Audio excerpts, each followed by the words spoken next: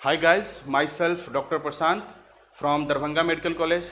आज का टॉपिक हमारा है एक्सचेंज ऑफ गैसेस। क्या है? Exchange of gases.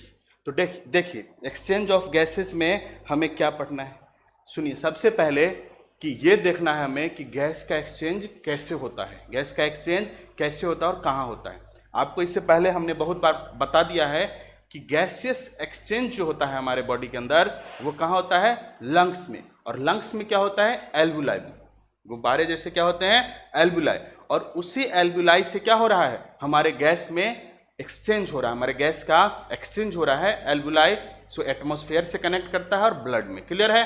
तो वहां पे हमने देखा कि गैसियस एक्सचेंज कहाँ हो रहा है? लंग्स में। गैसियस एक्सचेंज कहाँ हो रहा है? लंग्स में। क्लियर है? तो गैसियस एक्सचेंज जो लंग्स में हो रहा है तो हम ये कह सकते हैं कि alveoli is a primary site of exchange of gas. बोल सकते हैं ना? तो लिख सकते हैं alveoli is the primary site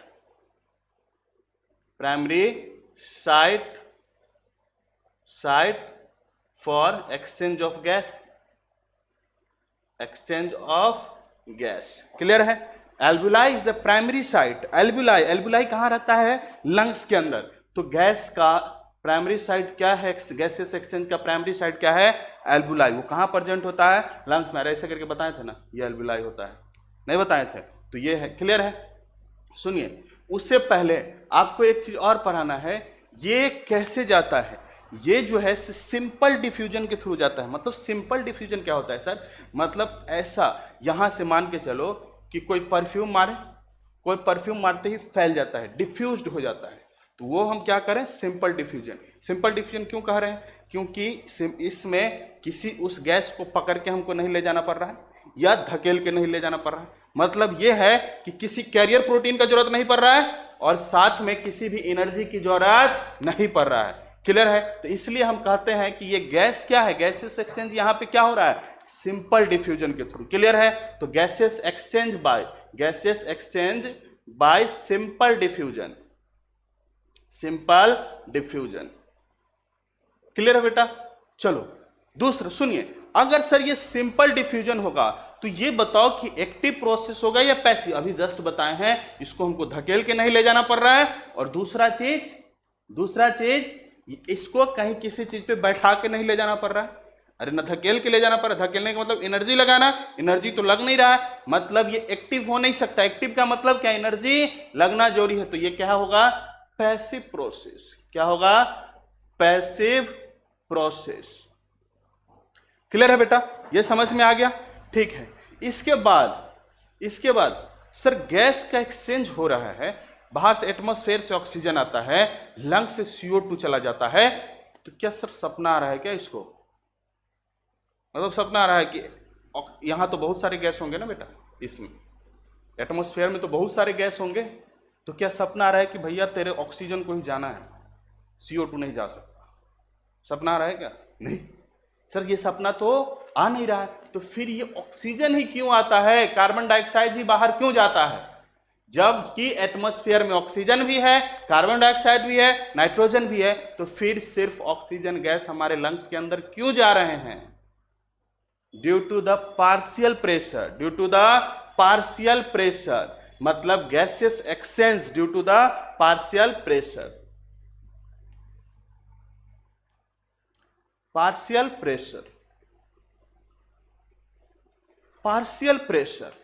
pressure क्या होता है? इस चीज को हमको अभी समझना है। ठीक है, जल्दी से इसको टिपिए, मिटा लीजिए। अभी समझाते हैं पार्शियल प्रेशर के बारे में। हो गया? स्क्रीनशॉट लीजिए जल्दी।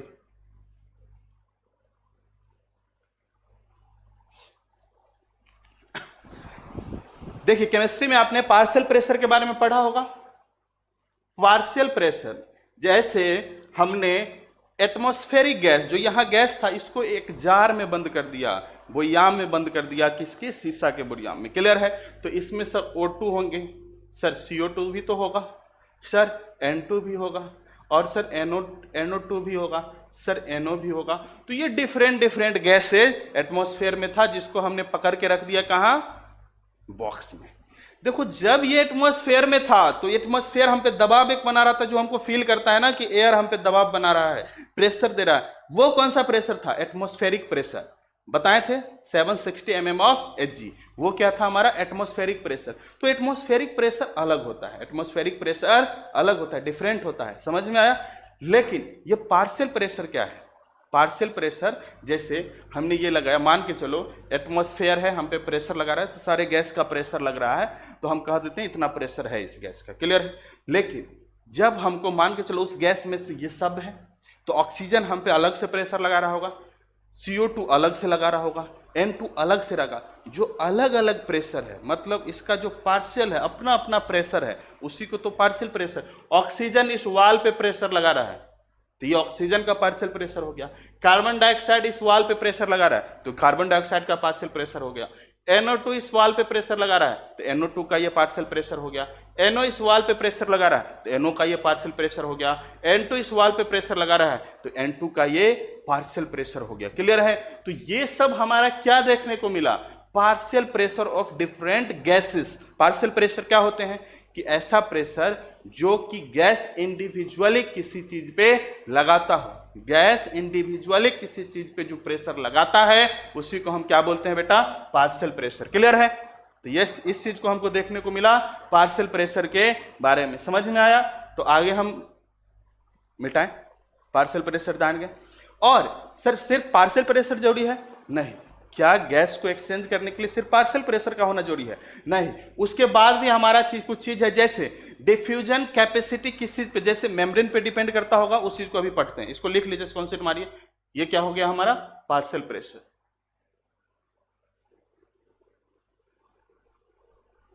पार्शियल प्रेशर जल्दी कीजिए, हो गया? पहले तो पार्शियल प्रेशर पे डिपेंड किया, पहला पॉइंट।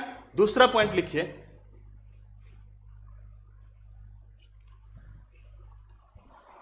दूसरा देखिए कि हम ये कह सकते हैं diffusion capacity, diffusion capacity depends on, किस पे डिपेंड करता होगा? इसका ए देखिए, डिफ्यूजन कैपेसिटी मतलब, अब ठीक है आपने बोला कि सर पार्शियल सपना नहीं आता है, पार्शियल प्रेशर जिसका ज्यादा होगा वो अंदर आएगा, जिसका कम होगा वो बाहर चला जाएगा, क्लियर है? पार्शियल प्रेशर जिसका ज्यादा होगा वो आएगा, जिसका नहीं होगा वो रह जाएगा। फिर यहाँ पे जिसका पार्शियल प्रेशर लंग्स में कम होगा वो बाहर चला जाएगा। यही चीज तो हमने पढ़ा था। तो पार्शियल प्रेशर के कारण ये आ गया। क्या सिर्फ पार्शियल प्रेशर का होना जरूरी है डिफ्यूजन के लिए? नहीं, पार्शियल प्रेशर के कारण वो तो अंदर आ गया, फिर वो जाएगा कैसे? ब्लड के अंदर। अरे एल्वियोलाई से डायरेक्ट तो ब्लड कांटेक्ट में नहीं है, तो फिर वो कैसे जाएगा? इसी को कहते हैं डिफ्यूजन कैपेसिटी डिपेंड्स ऑन। किस पे डिपेंड करता है? लिखिएगा पहले, क्लियर है? देखिए दूसरा है, पहला है solubility of gases. Solubility of gases, sir ये सॉल्युबिलिटी ऑफ गैसेस क्या है? सुनिए, मान के चलो अभी हम परफ्यूम को इस एयर में छोड़े, यहां पे परफ्यूम एक मारे, परफ्यूम मारते ही डिफ्यूज्ड हो गया, डिफ्यूजन हुआ, उसको लंबा दूर दूर तक वो परफ्यूम उस रूम वाले को सुगंध देने लगा, उधर उस क्लासरूम वाले को सुगंध देने लगा। ये काम क्या है? डिफ्यूजन हो गया। इसका क्या सॉल्युबिलिटी था? ये गैस चला गया। मतलब क्या है कि परफ्यूम जो है आराम से इस एयर में घुल गया, परफ्यूम इस एयर में आराम से घुल गया, जिसके कारण ये दूर दूर तक इसका गंध चला गया। तो ये किस पे डिपेंड करता है? सॉल्युबिलिटी ऑफ गैसेस पे, क्लियर है? कौन गैस कितना ज्यादा सॉल्युबल है, क्लियर है? तो सर मान के चलो यहाँ पे हम चीनी फेंकती या कोई चीज और सॉलिड चीज, क्या उस एयर में घुल पा रहा है? नहीं घुल पा रहा है। इसलिए क्या चीनी जो हम रूम में रखे हुए, क्या उसका सुगंध बाहर जा रहा है? नहीं। क्यों? क्योंकि उसका जो सॉल्युबिलिटी है इस गैस के अंदर वो बहुत कम है, वो बहुत कम है, नेग्लिजिबल है, जिसके कारण हमें वो सुगंध नहीं दिखाई पड़ता है या उसका स्वाद हमें नहीं लगता है, क्लियर है? तो ये सॉल्युबिलिटी ऑफ गैसेस के बारे में हमने पढ़ा। दूसरा चीज है, देखो इसी में जो CO2 का सॉल्युबिलिटी है जो 20 से 25 टाइम्स ज्यादा होता है, 20 से 25 टाइम्स ज्यादा होता है किससे? O2 से। तो ये CO2 is more soluble than O2। CO2 carbon dioxide जो है सो ज्यादा सोल्यूबल, इसको अभी जस्ट आगे पढ़ाएंगे, इसका इंपॉर्टेंस है आगे, क्लियर है? इस चीज को हम देखेंगे। तो CO2 ज्यादा सोल्यूबल है किसके अपेक्षा? O2 के अपेक्षा, क्लियर है? तो ये चीज कितना टाइम्स, 20 से 25 टाइम्स। दूसरा बी पॉइंट हम देखेंगे कि thickness of membrane, thickness of membrane. Sir ये थिकनेस ऑफ मेम्ब्रेन क्या है? मान के चलो बेटा कि हमको किसी चीज को पास करना है, मान के चलो इस रूम में पानी भर दिए या एक हम पानी टंकी बनाए हैं, तो पानी टंकी आप कब दीवार पतला बनाओगे या मोटा बनाओगे? स्वाभाविक सी बात है सर, ऑफ कोर्स मोटा बनाएंगे। क्यों? क्योंकि सर अगर पतला बनाएंगे तो क्या होगा, पानी रिसेगा, घिसेगा। हम कहते हैं ना हम लोग कि 10 इंची का दीवार बनाओ, क्यों? कि सीलन आने लगता है, अरे पानी खिसने लगता है। मतलब दीवार जितना मोटा होगा उतना सोल्युबिलिटी या एक्सचेंज कम होगा। क्लियर है? दीवार जितना पतला होगा उतना एक्सचेंज क्या होगा, ज्यादा होगा। क्लियर है? तो थिकनेस ऑफ मेम्ब्रेन कम होना चाहिए, ज्यादा होना चाहिए? सर लो होना चाहिए, कम होना चाहिए, तब जाके गैसेस एक्सचेंज अच्छा से होगा। अगर मेम्ब्रेन का थिकनेस बढ़ेगा तो गैसेस एक्सचेंज नहीं हो पाएगा। क्लियर है? इस चीज को भी एक डिजीज होता है, वो आगे जब हम डिजीज इसके बारे में पढ़ाएंगे उस वक्त इस चीज को भी क्लियर करेंगे। क्लियर है? ठीक है, चलिए देखो अब हमको पढ़ना है कि ये जो मेम्ब्रेन है वो बना किससे होता है। अरे एक्सचेंज मेम्ब्रेन, अंदर में तो मेम्ब्रेन बनता होगा। जैसे मान के चलिए ये हमारा क्या हुआ, एल्वुलाई। ये क्या है, एल्वुलाई। एल्वुलाई एक गुब्बारा जैसा है, किसके जैसा है, गुब्बारा जैसा। और यहाँ पे स्क्वामस एपिथेलियम होता है। कौन सा, स्क्वामस एपिथेलियम। इसी को बोले थे नीमोसाइट सेल टाइप 1 एंड टाइप 2, बोले थे ना बेटा। तो नीमोसाइट याद कीजिएगा, नीमोसाइट सेल टाइप 1 का काम क्या था बताओ? नीमोसाइट सेल टाइप 1 का काम था गैसेस एक्सचेंज करना, और टाइप 2 का काम था लेसिथिन प्रोड्यूस करना। तो ये सारा क्या कहलाता है, क्या कहलाता है, एपिथेलियम। कौन सा epithelium, squamous epithelium of alveoli, squamous epithelium of alveoli. तो ये क्या है हमारा स्क्वामस। सर इसमें तो गैस का एक्सचेंज होना जरूरी है, होना है ना। तो गैस का एक्सचेंज होने के लिए यहां पे क्या होगा, ब्लड वेसल्स भी होगा, नहीं होगा? अरे यहां पे ब्लड कैपिलरीज जाता होगा कि नहीं, ब्लड वेसल्स या कैपिलरीज जाता होगा कि नहीं? इसमें से ब्लड का वेसल्स, छोटा छोटा ब्लड का वेसल्स जाता होगा या नहीं जाता होगा? जाता होगा सर। इसमें अगर ब्लड का वेसल्स जाता होगा तो ये ब्लड वेसल्स भी तो सेल होगा इसका, ब्लड वेसल्स का भी यहां पे क्या होगा, सेल होगा। अरे ये क्या है हमारा, ब्लड का वेसल्स। क्या है ये, ब्लड वेसल्स। क्लियर है? तो ये हमारा ब्लड वेसल्स हो गया। जैसे यहां भी देख लो,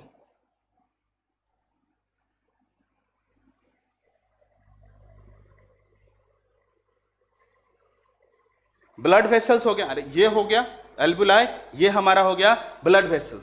इस दोनों को ज्वाइंट करने वाला कोई सीमेंटिंग सब्सटेंस होगा। अरे सीमेंट का मतलब दो ईंट के बीच को जोड़ना। तो ये अलग गुब्बारा है, ये ब्लड का वेसल्स है। इसको क्या करता होगा बताओ, इसको सीमेंट से जोड़ा रहता होगा, नहीं जोड़ता होगा? तो इसको बोलते हैं, यहाँ पे जो सीमेंटिंग सब्सटेंस है, जो इसमें सीमेंट भरा हुआ है, इस सीमेंटिंग सब्सटेंस को क्या बोलते हैं, बेसमेंट मेम्ब्रेन। क्या बोलते हैं, बेसमेंट मेम्ब्रेन। क्लियर है? तो हम ये कह सकते हैं, देखो इसमें हमें तीन चीज देखने को मिला। मतलब ये मेम्ब्रेन, ये ऊपर से नीचे तक, ये ऊपर से नीचे तक, ये मेम्ब्रेन हमको क्या कहलाएगा, ये मेम्ब्रेन क्या, पहले तो ये सारा चीज देख लो तब बाद में इसको समझना। ये मेम्ब्रेन हो गया। तो सर सुनो, ये क्या है हमारा, एल्वुलाई। क्या है, एल्वुलाई। तो हम इसको लिख सकते हैं क्या, epithelium, squamous, squamous epithelium of alveoli, alveoli. Clear है? ये बेटा मेरा क्या है, ये बीच वाले जो सीमेंटिंग सब्सटेंस है इसको बोलते हैं बेसमेंट मेम्ब्रेन। क्या है,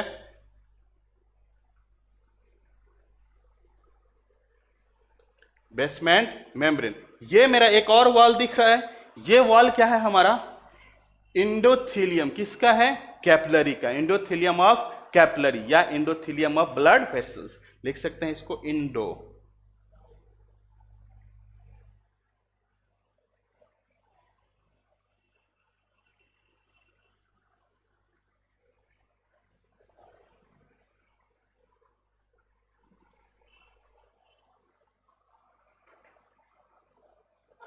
capillaries. Clear? Endothelium of blood capillaries, इसको जल्दी से नोट कीजिए।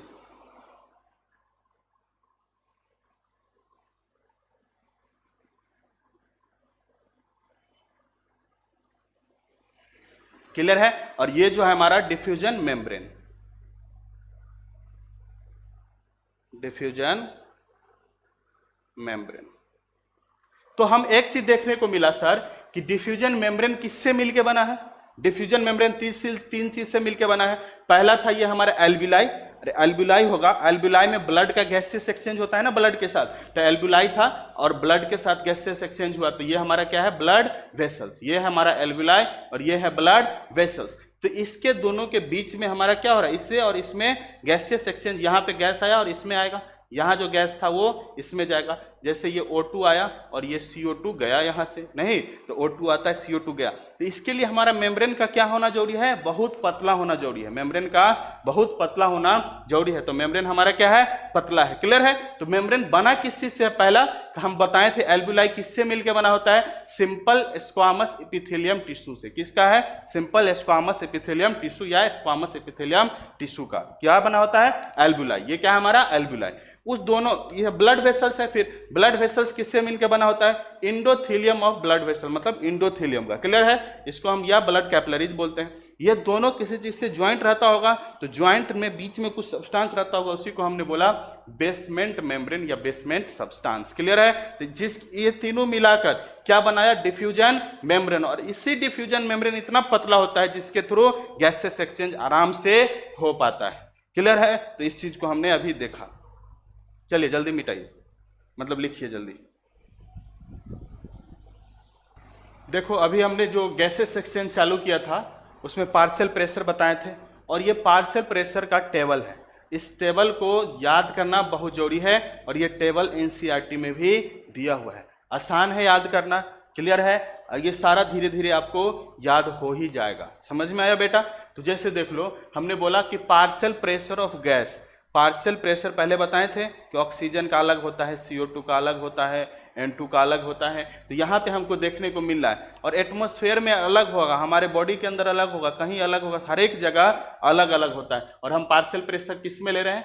mmHg में, mm ऑफ Hg में। क्लियर है? माना मापक यंत्र होता है, जैसे kg हुआ, मिलीलीटर हुआ, ये सब क्या है? उसी प्रकार से mm ऑफ Hg है। क्लियर है? तो ये सारा चीज 159 mm of Hg, 14 mm of Hg। Clear है? तो जो भी गैस है, O2 है, एटमॉस्फेयर में उसका अलग हो सकता है, हमारे लंग्स के अंदर अलग हो सकता है, हमारे ऑक्सीजनेटेड ब्लड के अंदर अलग हो सकता है, हमारे डीऑक्सीजनेटेड ब्लड के अंदर अलग अलग हो सकता है। समझ में आया? तो ये डिफरेंट है, हर एक चीज में ये चीज को देखा गया। तो इस टेबल को याद करना हमको बहुत जरूरी है गैसेस एक्सचेंज पढ़ने के लिए, या एक्सचेंज ऑफ गैसेस को पढ़ने के लिए। क्लियर है बेटा? तो सुनिए, सबसे पहले हम इस चीज को देखेंगे कि O2 का एटमॉस्फेयर में कितना है? 159 mm ऑफ Hg। एल्ब्यूलाई में कितना है? 104 mm of Hg। Deoxygenated blood, oxygenated blood, ये क्या है समझिएगा। डीऑक्सीजनेटेड ब्लड मतलब इसी को हम कह सकते हैं इम्प्योर ब्लड। क्या बोल सकते हैं? Impure blood. क्लियर है? ऑक्सीजनेटेड ब्लड को बोल सकते हैं प्योर ब्लड। ऐसा नहीं है कि इम्प्योर और प्योर का मतलब ज्यादा कुछ ये गंदा और ये सही साफ नहीं है। समझ में आया? सुनिए क्या होता है। डीऑक्सीजनेटेड हमने बोला था, सुनिएगा, डीऑक्सीजनेटेड ब्लड और ऑक्सीजनेटेड ब्लड, नेटेड ब्लड। सुन लीजिए बेटा इसको पहले कि सर ये क्या होता है। देखिए, ऑक्सीजनेटेड ब्लड का मतलब ये है कि उस ब्लड, वो जो ब्लड हमारे हार्ट से लंग्स में गया, लंग्स से फिर हार्ट में आया, समझ में आया, और फिर लंग्स से हमारे पूरे बॉडी को हार्ट में ट्रांसफर हुआ। मतलब कि ये हमारा लंग्स था, मान के चलो लंग्स। क्लियर है? ये लंग्स था, और ये लंग्स जो है सो हमारे बॉडी पार्ट को, किसको? बॉडी पार्ट को एयर दिया। तो लंग्स जो है इसमें ऑक्सीजन मिला के देता है। लंग्स क्या दे रहा है? ऑक्सीजन मिलाकर। तो जिस ब्लड में ऑक्सीजन का मात्रा ज्यादा होगा, जिस ब्लड में ऑक्सीजन, लंग्स मिला देगा ऑक्सीजन, तो ये क्या हो जाएगा? ऑक्सीजनेटेड हो जाएगा, ज्यादा ऑक्सीजन होगा तो ऑक्सीजनेटेड, इसलिए हम इसको बोले ऑक्सीजनेटेड ब्लड। सर डीऑक्सीजनेटेड, जैसे ये बॉडी पार्ट को मिला तो बॉडी पार्ट में सेल था तो सेल के पास ग्लूकोज था C6H12O6, ये रिएक्शन कर लेगा O2 से और क्या निकाल देगा ATP प्लस CO2। अब ये CO2 किस में चल जाएगा, ब्लड में, और फिर ब्लड से जाएगा लंग्स में। मतलब CO2 का मात्रा जिसमें ज्यादा होगा उसको क्या बोलेंगे, डीऑक्सीजनेटेड ब्लड। मतलब जिस ब्लड के अंदर ऑक्सीजन का मात्रा ज्यादा होगा उसको बोलेंगे ऑक्सीजनेटेड ब्लड। जिस ब्लड के अंदर कार्बन डाइऑक्साइड का मात्रा ज्यादा होगा, ऑक्सीजन का मात्रा कम होगा, उसको बोलेंगे डीऑक्सीजनेटेड ब्लड। क्लियर है बेटा? तो यही तो है। तो ऑक्सीजनेटेड ब्लड में O2 कितना होता है 40, देख रहे हैं, सॉरी डीऑक्सीजनेटेड ब्लड में O2 कितना होता है, O2 का पार्शियल प्रेशर 40, लेकिन ऑक्सीजनेटेड ब्लड में O2 कितना होता है 95, तो ज्यादा है ये कम है। क्लियर है? देखिए नीचे CO2 कितना होता है डीऑक्सीजनेटेड ब्लड में 45, और ऑक्सीजन कितना, ये ऑक्सीजनेटेड ब्लड में कितना होता है 40। तो मतलब इसलिए तो इसका नाम है डीऑक्सीजनेटेड ब्लड में। हम बोले ना कि कार्बन डाइऑक्साइड का मात्रा ऑक्सीजन से ज्यादा होता है, बट कि ऑक्सीजनेटेड में ऑक्सीजन का मात्रा ज्यादा होता है कार्बन डाइऑक्साइड के अपेक्षा। ये सारा चीज देखने को मिला था। टिश्यू में वही चीज मिला, देखिए टिश्यू में 40 होता है किसका, ऑक्सीजन का, 45 होता है किसका, CO2 का। सेल के अंदर 20 होता है किसका, O2 का, और 50 होता है किसका, CO2 का। तो ये सारा चीज को हमको देखने को मिला। इसी के बेसिस पे हमको समझना है कि गैसियस का गैस का एक्सचेंज कैसे होता है। क्लियर है? तो जल्दी से इसको नोट कर लीजिए। कर लिए, एनसीईआरटी में दिया हुआ है, टेबल बनाकर इसको आप लोग लिख लीजिएगा। समझ में आया बेटा? इसको मिटाएं अब, ठीक है? चलो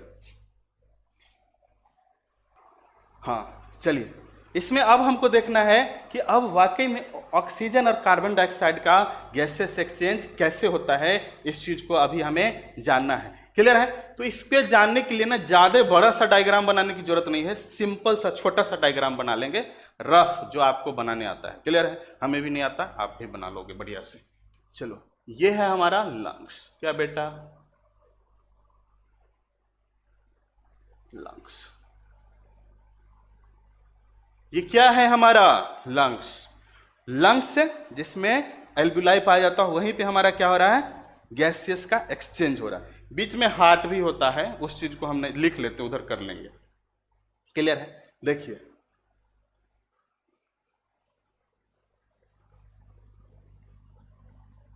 ये हमारा क्या है, लंग्स हुआ, और नीचे का बॉडी पार्ट, पूरा बॉडी जितना है ये, तो ये इसको हम लिख लेते हैं बॉडी पार्ट्स। ये लंग्स हुआ, ये हमारा बॉडी पार्ट्स हुआ। क्लियर है? तो ये देखो सुनो, लंग्स ऑक्सीजन देता है और बॉडी का पार्ट जो है, हमारे बॉडी का पार्ट, वो सब क्या करता है, इस ऑक्सीजन का यूज करता है, यूटिलाइज करता है। क्लियर है बेटा? तो इस चीज को, तो अब देखिए कि गैसेस एक्सचेंज वाकई में कैसे कैसे हो रहा है। देखो बेटा, ये बॉडी का पार्ट किससे मिलके बना है, छोटे छोटे सेल से। ये क्या है, सेल। अरे समझ रहे हो, ये बॉडी का पार्ट किससे मिलके बना है, सेल से। तो sir body parts is made up of cell या टिश्यू या ऑर्गन सिस्टम। क्लियर है बेटा? तो ये सारे ऑर्गन सिस्टम किससे मिलके बना है, सेल से। तो ये सब हमारे क्या हैं, सेल है। समझ में आया? ये सब हमने क्या बना दिया, सेल।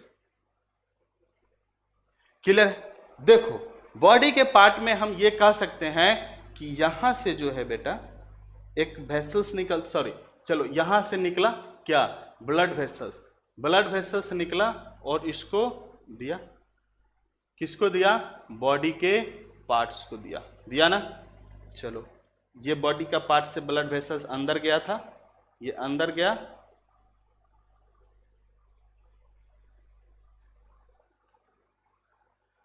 ये अंदर गया, फिर ये बॉडी का पार्ट इसको यूज कर लिया और फिर ये किसके पास चला गया, लंग्स के पास। किसके पास चला गया, लंग्स के पास। समझ में आया? और लंग्स से फिर ये जुड़ गया, समझ में आया? और फिर ये सर्कुलेशन में ऐसे ही हमारा होता है। अरे एक ब्लड आता है, दूसरा चला जाता है ऊपर की तरफ, इसी प्रकार से ये होता है। और ये हमारा क्या है, एटमॉस्फेयर। दिख रहा है या नहीं दिख रहा, ये एटमॉस्फेयर। क्लियर है? तो ये हमारा हो गया मुन्ना एटमॉस्फेयर। क्लियर है? तो ये चीज देख लिए। तो अब हमको आसानी से सबसे पहले हम समझ लेते हैं किसके बारे में, O2 के बारे में, फिर समझ लेंगे हम CO2 के बारे में। क्लियर है? तो अब देखिए यहां ये जो हमारा ब्लड है, ये क्या है, डीऑक्सीजनेटेड ब्लड। कौन सा ब्लड? Deoxygenated blood. अब हमको बताओ कि डीऑक्सीजनेटेड ब्लड में पार्शियल प्रेशर ऑफ CO2 कितना होता है? सर अभी याद किए हैं 45। पार्शियल प्रेशर ऑफ CO2 कितना हुआ? 45। क्लियर है? तो ये सर हमारा पार्शियल प्रेशर ऑफ CO2 हुआ, मतलब PCO2 बराबर 45। समझ में आया? ये पहुंचा, ये हमारे यहां तक पहुंचा, लंग्स के अंदर PCO2 कितना पहुंचा? 45। क्लियर है? और इसमें लंग्स में कितना है? ये तो ब्लड वेसल्स था, लंग्स में कितना है हमारा PCO2? बताओ, लंग्स में कितना है PCO2? 40। और ये एयर में कितना है PCO2? एटमॉस्फेयर में 0.3 है ना। इस चीज को अभी तीनों डाटा को हमको पता है। तो अब बताओ, पहले एयर इस ब्लड वेसल से किस में जा गया? लंग्स में, और फिर लंग्स से किस में चला गया? इसमें। अरे नहीं समझ में आया? सबसे पहले एयर 45 से जाएगा 40 की तरफ, high partial pressure to low partial pressure, बहुत बार बता चुके हैं, और फिर ये हाई से चला जाएगा लो में। मतलब गैस जो ये कार्बन डाइऑक्साइड जो है सो बाहर निकल रहा है। सर इसको सपना नहीं आ रहा था, क्योंकि इसका पार्शियल प्रेशर ब्लड में ज्यादा था, लंग्स में कम था, एटमॉस्फेयर में उससे भी कम था। इसका मतलब लास्ट तक CO2 को कहां जाना था? एटमॉस्फेयर के अंदर। क्लियर है बेटा? तो ये हमने देख लिया। अब सर ये जो ऑक्सीजन ये निकलता है ना कार्बन डाइऑक्साइड, ठीक, इसमें से तो 5 कम गया, अरे कुछ तो 5 ही जाएगा, कमेगा तो कम गया। तो ये जो ब्लड है हमारा वो बॉडी को आ रहा है, ये बॉडी को आ रहा है, तो ये है ऑक्सीजनेटेड ब्लड। ये कौन सा ब्लड है? Oxygenated blood. तो ऑक्सीजनेटेड ब्लड में PCO2 कितना है बताना हमें? PCO2 कितना हो जाएगा? अरे ये 45 था, 5 चला गया तो कितना हो गया? 40। समझ में आया? और यहां तक हमें मिल गया। क्लियर है? तो यहां तक सुनो, इससे पहले यहां भी था, उसको इतना जानने की जरूरत नहीं है, बस हमें इतना यहां भी पार्शियल प्रेशर से आपका हो जाएगा। क्लियर है? तो हम देखें कि सर डीऑक्सीजनेटेड ब्लड में पार्शियल प्रेशर 45 था, वो कहां आया? लंग्स के पास। लंग्स में देखे तो 40 था, तो 45 से 40 की तरफ जाएगा। फिर लंग्स से एटमॉस्फेयर कनेक्ट है, तो एटमॉस्फेयर में कितना था? 0.3, तो बाहर निकल जाएगा। तो ये हमारा हो गया किसका बेटा? CO2 के बारे में। किसका हो गया? CO2 के बारे में। अभी फिर से हम पढ़ेंगे O2 के बारे में। जल्दी से इसको मिटा दीजिए, मतलब लिख जाइए, स्क्रीनशॉट लीजिए जल्दी।